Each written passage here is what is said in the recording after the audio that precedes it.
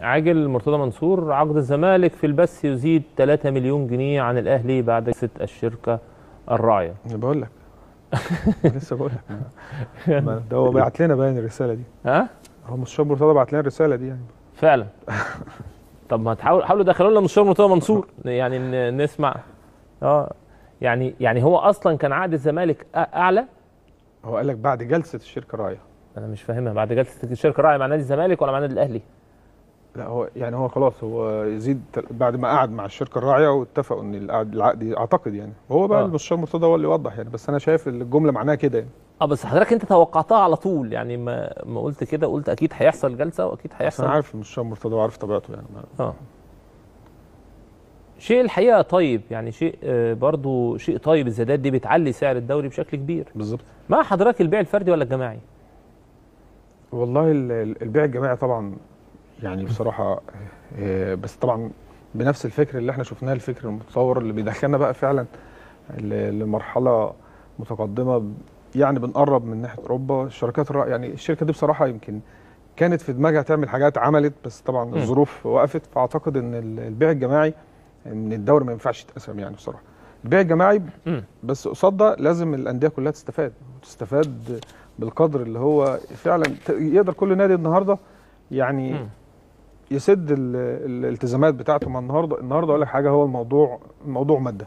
طب ناخد مستشار مرتضى منصور الاول، نشوف البيع اخبارها ايه. سياده المستشار مساء الخير. مساء الخير يا استاذ سيف. مساء الخير يا استاذ ياسر. ازيك يا فندم؟ مساء حضرتك. مساء الخير يا استاذ المستشار. اخبار الصعيدي الجميل الشجاع ايه؟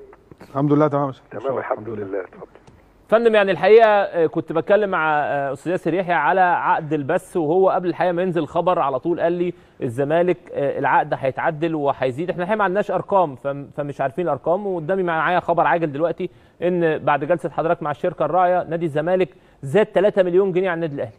بس الاول انا متابع ياسر بس في جزء، انا كنت في النادي لسه جاي دلوقتي لما قال لك يعني هو طبعا في حرج يعني، انه عايز يقول للناس اللي كانوا بيتكلموا على البرزنتيشن زمان وبيقولوا عليهم نصابين وقطريين بالظبط، واخد بالك، دلوقتي بيجروا وراهم وعملوا عقد، يعني يقصد الاستاذ محمود طاهر.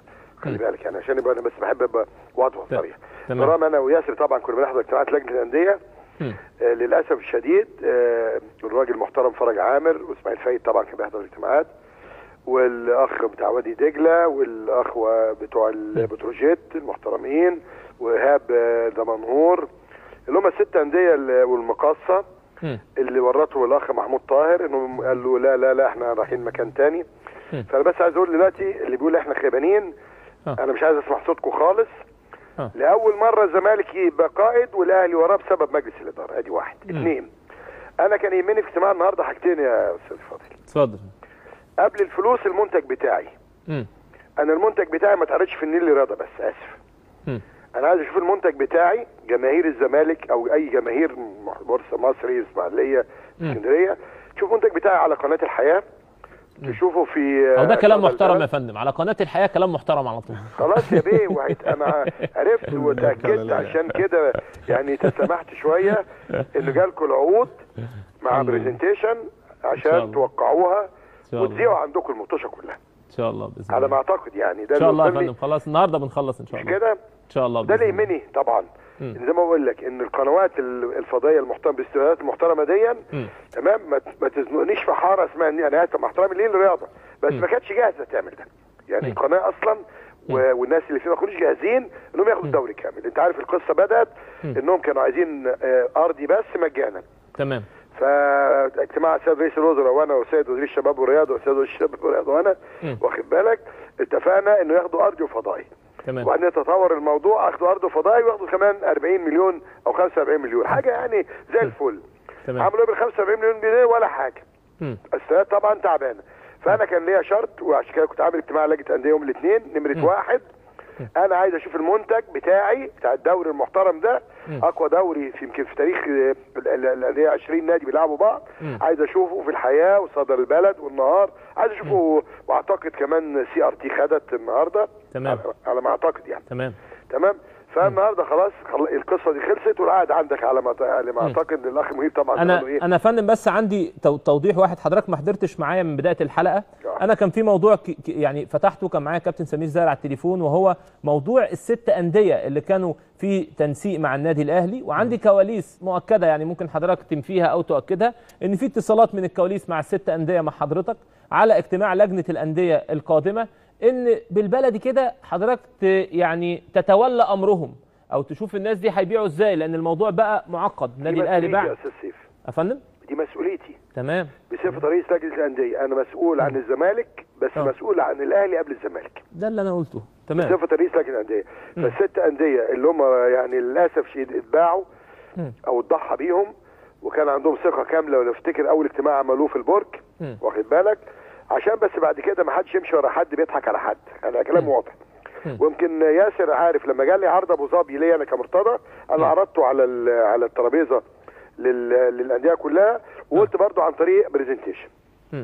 ولما انت كنت سامعك بتتكلم عن التاخير في الاقساط، وضع طبيعي، دوري متوقف، مفيش مطوشه، مفيش اعلانات، وضع طبيعي. ده مش هجيب من اللحم الحي. فلما طلب ياجل شهرين قسطين قلنا احنا مش مشكله، لان زي ما ياسر بيقول قبل كارثه الاستاد الدفاع الجوي اللي عملها الاخوان المسلمين والالتراس، اللي بقى محظوره دلوقتي على مستوى الجمهوريه، وان اي اعلام هيقول كلمه الالتراس طبقا للماده 86 كلام واضح، او اي عيل هيلبس تيشيرت التراس او موقع التراس تمام، ده السجن على طول 15 سنه. فاحنا عملنا ايه؟ قلنا الاتي: من فضلكم احنا عايزين القس اتاخر لما الاخ محمد شهرين دول، وقلنا ما عندناش مشكله، ما احنا في السراء الراجل كان بيدفع زي ما ياسر بيقول. تمام. ده الجزء الاولاني. الجزء الثاني احنا رجعنا العقود. الاهلي عقده 32 مليون. 32 مليون يا فندم في السنه بس؟ 32 مليون في السنه؟ 32 مليون. يعني في السنتين حضرتك 64 مليون؟ بالظبط كده. ده رقم جديد ده. خلاص. انا بشوف العقود بقى، ما انا حقي اشوف العقود. تمام. انا زياده 3 مليون. وزي ما قلت قبل كده لن اسمح، مش عشان يعني انا بتخانق مع الاهلي. زياده 2 مليون، يعني حضرتك بايع السنتين ب 66 مليون. بص يا بيه، لو الاهلي كان اتعاقد في اول الموسم مع الشركه دي بمليار انا ما كنتش اتكلمت. عارف ليه؟ تمام. بيتعاقد مع بطل الدوري. انما النهارده هو بيتعاقد مع الفريق الثالث في الدوري. ممكن يبقى الرابع. فحضرتك لما تيجي تتعاقد تدي كل واحد، انا ماليش دعوه بالتاريخ بالقديم. حضرتك هتتعاقد مع الاهلي في بدايه الموسم اللي فات، تتعاقد مع بطل دوري مصر. خلي بالك. فانا عقدي دلوقتي زايد 3 مليون جنيه عن النادي الاهلي. فمش عايز حد يزايد. وانت زي ما ياسر قال لك وانت قلت احنا ما بنسيبش حقوق الانديه. يعني انت عدلت مع المستشار كام في المية زياده طيب عشان اشوف الموضوع ده طيب؟ سخنت الدنيا يا سياده المستشار. بيقول لحضرتك انت عدلت كام طيب عشان اكلم محمد كامل اشوف تعديل كام في المية طيب؟ عمرو وهبه اخوه في مستشفى النيل في المعادي. خلاص خلص السلام في المعادي. خلاص تمام. خلصنا من عمرو اهو. اعتقد ان محمد كامل ضغطه النهارده 280 على 140. طبعا دي ارقام. لكن ان شاء الله في اجتماع انا برضو كل اللي يهمني ما كانش الفلوس.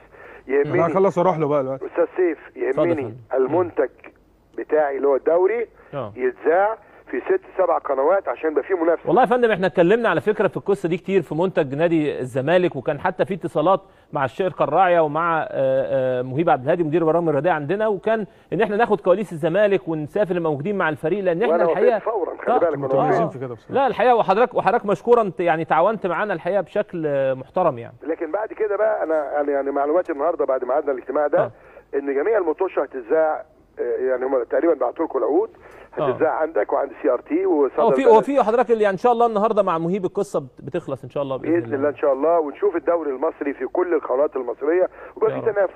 النيل الرياضه تجيب ناس بناسها وانت تجيب ناسك المحللين عندك حازم وعندك مصطفى يونس وعندك فتحي عندك وشوبيري مثلا يجيب حسن مسكاوي.